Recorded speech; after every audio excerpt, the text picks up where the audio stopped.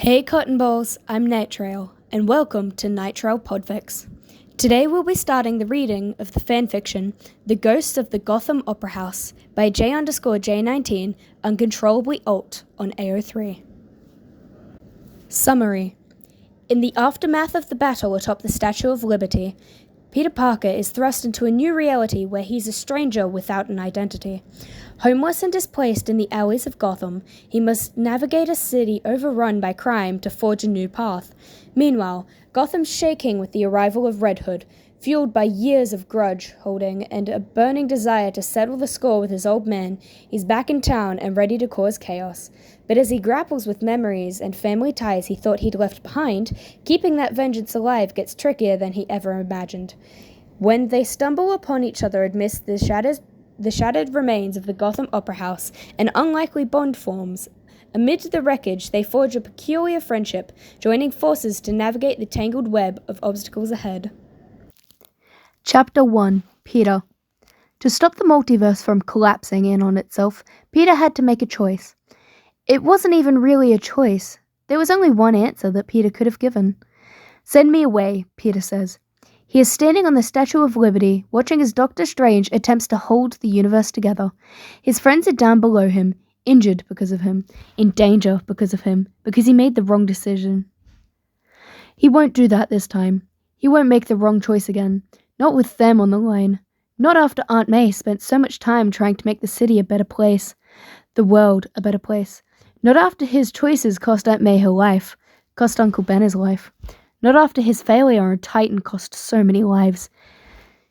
If I do that, then it has to be somewhere that you have never existed. Somewhere that no one has ever heard the name Peter Parker or Spider-Man.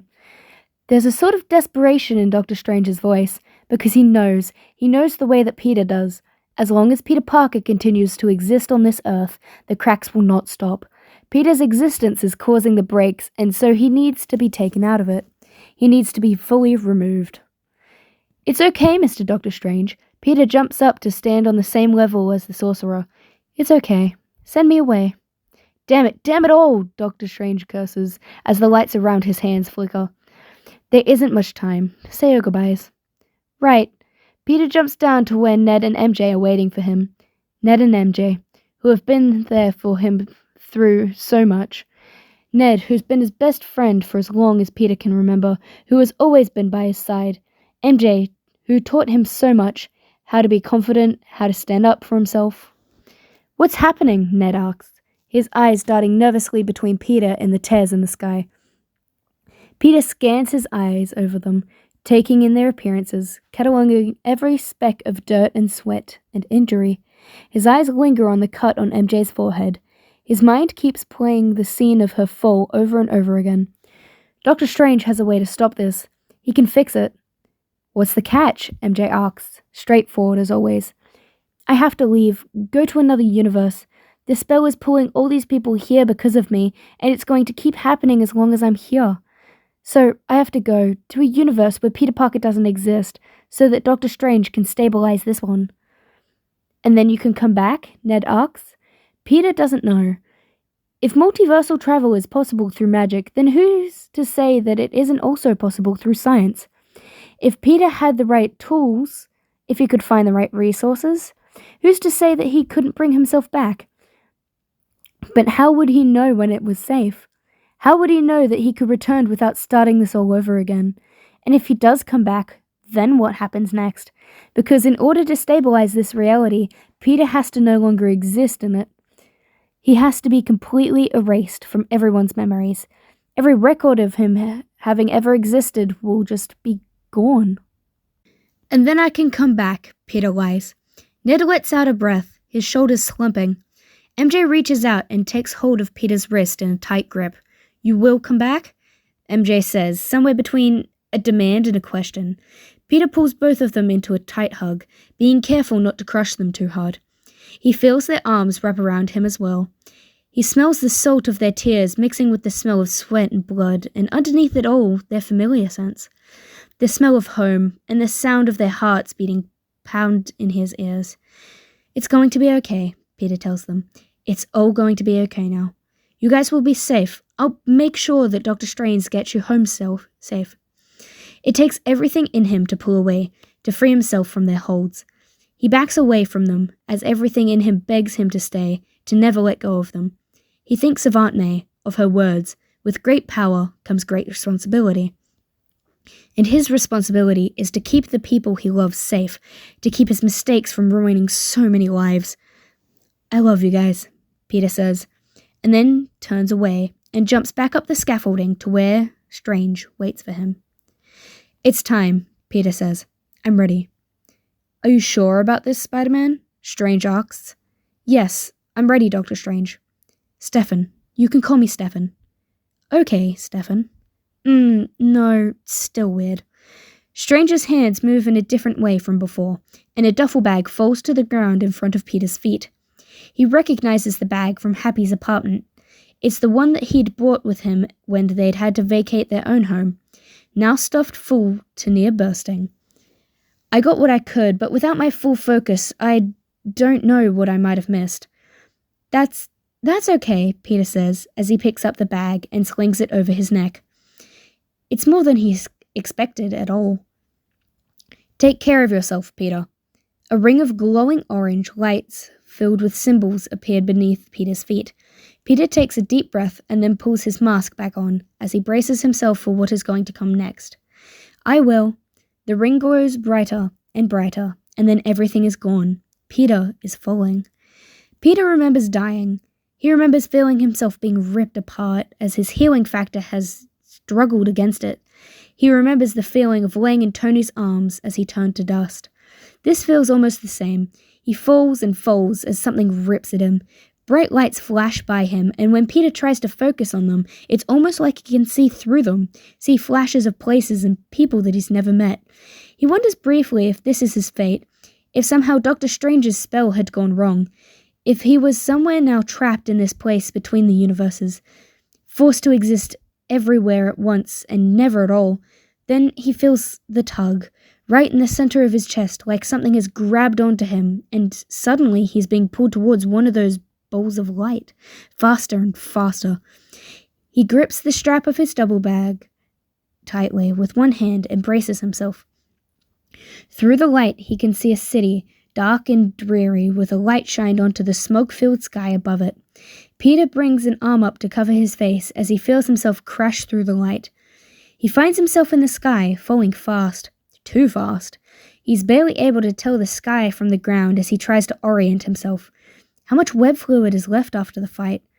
He straightens himself out and holds his arm up, trying to slow himself down and wishing that he still had the parachute or the gliders of the Iron Spider suit. He tries to aim himself towards one of the tallest buildings. He'll need the height if he's going to keep his swing from, ripping his arms off or something. His healing factor is good, but he doesn't want to test if it's good enough to grow his limbs back. As the building comes close enough, he shoots his webs to attach to the spire at the top of the building.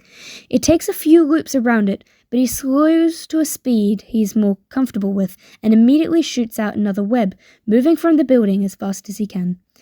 He has no idea what kind of world he's come into. He doesn't know where he is or what the environment is like. He definitely has no idea how they feel about mutates or superheroes, and he's not about to get caught this quickly. Who knows who'd seen him fall from the sky like that? The city around him is nothing like what he's ever seen. Weirdly desolate-looking, Gothic architecture, and everything is so dark and dreary. Peter can hear gunfire, and the air is filled with gunpowder and blood.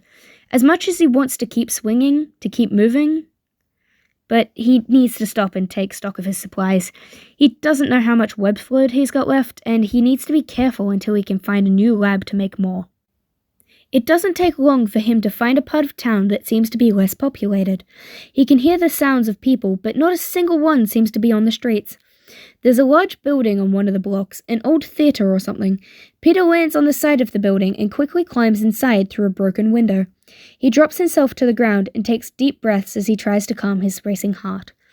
He's in a new universe, an entirely new world where Peter Parker has never existed before. Peter has no idea what or where he's just gotten himself. He has no idea what differences this world will have to his own. Is science different? Language? Will he even look like the rest of the people here? God, he's supposed to be smart. How could he have just gone into this without really thinking things through? Did Dr. Strange pick a world that he fit into, or did he just pick the first one that didn't have a Peter Parker? Okay, you've got this, Spider-Man, he says as he gets back on his feet. He adjusts the duffel bag to sit more comfortably as he moves further into the building, stretching out his senses to listen for any signs of life in the building with him. Besides some rats and bugs, he doesn't hear anything. He keeps quiet as he moves anyway. The window he had climbed through had led to some sort of back room with only one door. Beyond that is a long hallway with archways leading to boxes that overlook the main auditorium. The whole place is huge, with rows and rows of seats, mostly broken, the fabric eaten away by time and probably animals. The stage at the front of the room is cast in shadows, old curtains hanging in tatters. Dust and cobwebs cover every single surface, and something about the place leaves Peter with a weird feeling. A low hum of his spider sense, not danger particularly, but like the building itself is watching. It's a little bit freaky if Peter's honest with himself, but the place is thoroughly abandoned and doesn't seem to have the signs of vandalism like so many of the other places he passed. Even before the spider bite had changed him, Peter had always enjoyed heights. With the spider DNA mixed into him now, he almost feels more grounded when he's up high. He settles into the highest level of the mezzanine now, in a box where most of the seats have been ripped from the ground and tossed into a corner. He crouches down and unzips his bag to see what had survived the destruction, enough for Dr. Strange to consider it worth bringing. The bag holds a pretty good amount of the clothes he brought to Happy's with him, so he'll have at least a few changes. They're a little dirty, and Peter is pretty sure he spots little pieces of glass, but that shouldn't be too hard to take care of once he gets his bearings and finds a laundromat he can use. There are a few of his notebooks in it as well. Peter's not sure there'll be much practical use in this new world, but it is nice to have them. He'll be able to compare some of his notes to how things are in this world and see if anything stands out as different. There's also his still nearly full bottle of painkillers, the special ones that Dr. Cho and Dr. Banner had created to work with his increased metabolism. He wishes that he had some of the nasty nutrition bars too, but he'd already gone through those while hiding out in the apartment with Aunt May and trying not to get caught by the reporters or the general public. He hadn't wanted to make May go out to get their groceries on her own. Peter stops when he reaches the bottom of the bag and finds his phone and his Stark watch. It's not something he's worn much since losing Tony, but he'd made sure that it was hidden away when Damage Control had come to collect his Stark tech. He pulls it onto his wrist now and watches as it tightens to fit before the screen lights up. He can feel his heart racing as he stares down at it, remembering now that he's also still got the nanobots that Doc Ock had returned to him. "Karen?" he asks, caught up between hopeful and worried. "Yes, Peter," the AI responds, her voice coming from the watch. Peter drops down to sit fully on the ground and holds his wrist against his chest. He's not alone. He's in a new universe, but he's not alone. Karen is with him. Even if she's just an AI, it's still a reminder from home, a friend. "Are you able to function properly here?" Peter asks as he pulls the duffel bag onto his lap and checks the side of the pockets. "I am not able to detect the Stark network." "No Tony here then," Peter mumbles. He finds his wallet in one of the side pockets. There's a bit of cash in it, only $30 and some change. His transit pass, debit card, and of course the credit card Tony had insisted he carried through, though Peter had never used it before. "I'm detecting several signals from other sources. Would you like me to get online?" Karen asks. "Only if you can do it without being detected. We don't know where we are quite yet, and I don't want to draw attention until we get a lay of the land." "Of course I can." If Peter didn't know better, he'd say she sounded a bit offended by the implication that there was something she couldn't do. The technology here does not seem to be on par with what I'm used to. It is much more simplistic, though the most modern source comes from the satellite connected to Wayne Industries. "What's Wayne Industries?" Peter gets back to his feet and brushes the dust off and dirt off his spider suit.